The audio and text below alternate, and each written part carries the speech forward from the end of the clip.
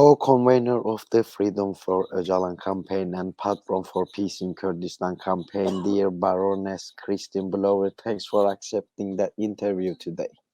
I'm very pleased to be with you.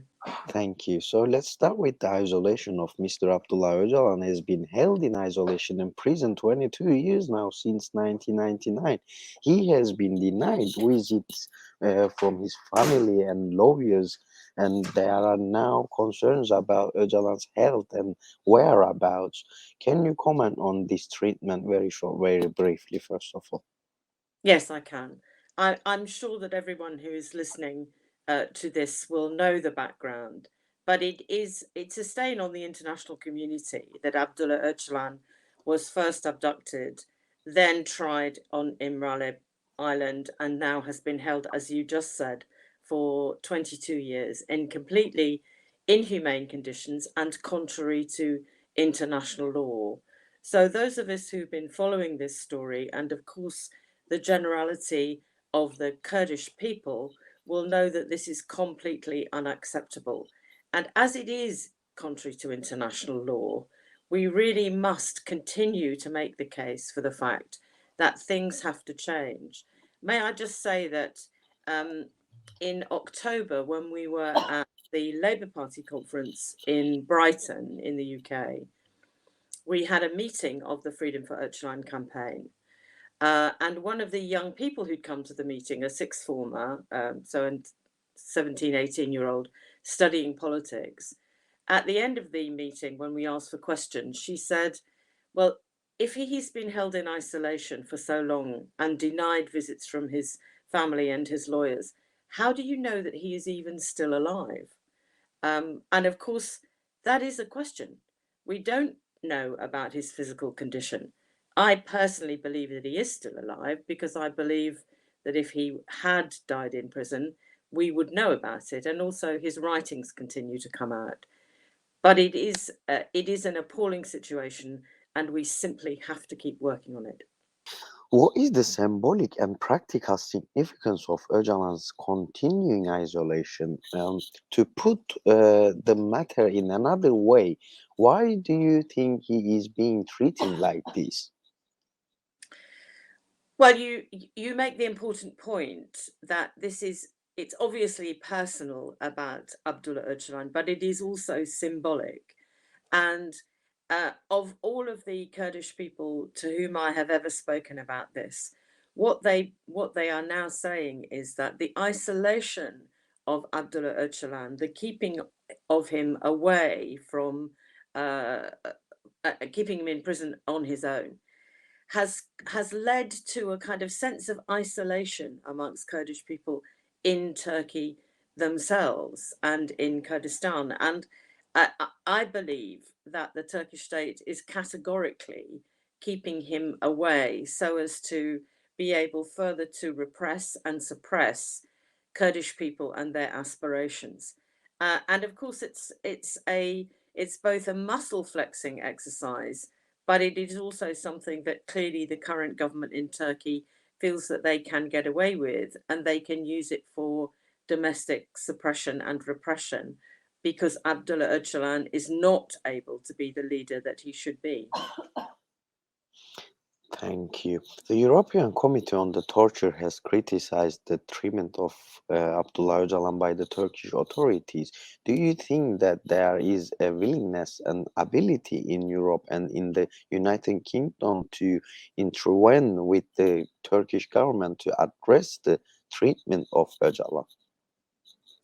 Well, I think we know that there have been interventions, legal interventions in Brussels, and we know that in Europe more generally there is a somewhat more favourable approach to the question of Abdullah Öcalan's isolation and unreasonable and unlawful incarceration. I have to say the current government that we have in the UK is not at the moment looking likely to do anything at all about this because they have the kind of relationship with Turkey, which means that they're simply not going to easily bring any pressure on the current Turkish government, and certainly not on the leader Erdogan. So I'm optimistic that we need to keep working in Europe. We need to keep working in the UK, but whether we can bring any change in the UK quickly, I think is unlikely. And after 22 years, really, this is an urgent question. Thank you. The PKK listed as a terrorist organization. This is another significant issue by the British state and the European Union. And Abdullah Öcalan is a leader of the PKK, and the Kurds is the only recognized leader. What is the significance of this legal definition of terrorism, and can it be changed? Do you think?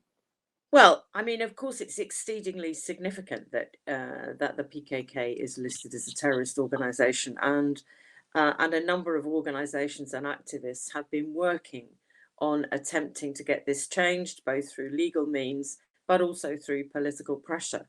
There is a kind of there's a kind of common understanding amongst people who are not particularly political that if something is deemed by a government to be terrorist, it must be terrorist. Now, those of us who are politically active know that the definition of terrorism is associated with people with whom governments and regimes simply have political differences. It's absolutely clear from everything that Abdullah Öcalan has been doing since he's been in prison, attempting to sue for peace, being involved in negotiation, writing about what the way forward would be as a solution to the Kurdish question. It's absolutely demonstrable that he is not a terrorist in the terms that anyone might understand, um, in governmental terms. So it is clearly having an effect on the Kurdish people. But that's why those of us who are allies and supporters of a peaceful solution and outcome to the Kurdish question need to continue to make the case for the fact that the PKK is not a terrorist organization and Abdullah Öcalan, as the leader of it, is not himself a terrorist. In your opinion, how does the imprisonment and treatment given to Abdullah Öcalan affects Turkish society more generally and indeed the Middle East? Well, you know, the saying goes that no one is free till everyone is free, doesn't it? And the fact is that because Abdullah Öcalan is not free, the Kurdish people are not free, and we are absolutely clear that across the Middle East there are many hundreds and thousands of people who are not free because of the way they're being treated, and the continued imprisonment of Abdullah Öcalan gives succor to all of those people who want to continue to repress and suppress and indeed kill Kurds. So it's you know it has to be one of the most important political campaigns that we continue to run if we genuinely believe that we want a successful and peaceful outcome to all of the conflict which we have seen in the Middle East over so long.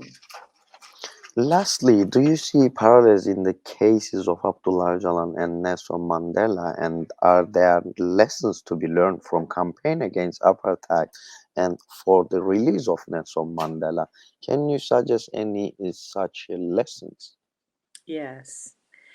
The Freedom for Öcalan campaign, the trade union campaign in the UK, has been making the parallel between Nelson Mandela and Abdullah Öcalan for a couple of years now, and we've been making it for several reasons. Uh, One is, of course, that they were both, in case of Abdullah Öcalan's case now, he is deemed a terrorist. Mandela was deemed a terrorist. They are both recognized leaders. Mandela was clearly a recognized leader of his people. Abdullah Öcalan is clearly a recognized leader of the Kurds, and they both sought to sue for peace and looked for outcomes which would mean that all people could live peaceably together. So there are direct political parallels, but also there are campaigning parallels. And to some extent, this is not just the reason why we keep campaigning on Abdullah Öcalan, but also why we have to have some optimism in our campaigning.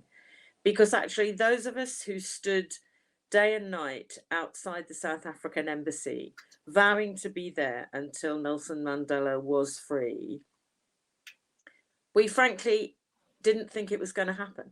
Some of us didn't think it would happen in our lifetimes, and then it did. So there is the optimism that these things can change, and sometimes they can change reasonably suddenly if something happens. So it's absolutely incumbent upon us to keep up the level of pressure, just even at the level of publicity, to keep up the pressure, to ensure that people do understand the importance of Abdullah Öcalan to the Kurdish people, to the Middle East, but also globally, because, you know, no one is free until everyone is free. And when Mandela was freed, there was a huge ripple through those of us who had campaigned for his freedom to say there is something better in the world now. And there would indeed be something better in the world, and will be something better in the world, when we manage to achieve freedom for Abdullah Öcalan. Co-Convenor of the Freedom for Ocalan Campaign and patron for Peace in Kurdistan Campaign, dear Baroness Christine Blower, thanks for joining us. Thank you for your valuable comments today. I'm very pleased to be with you, and I close with my only 2 words of Kurdish, Rosh Bash. Thank you. Thank you.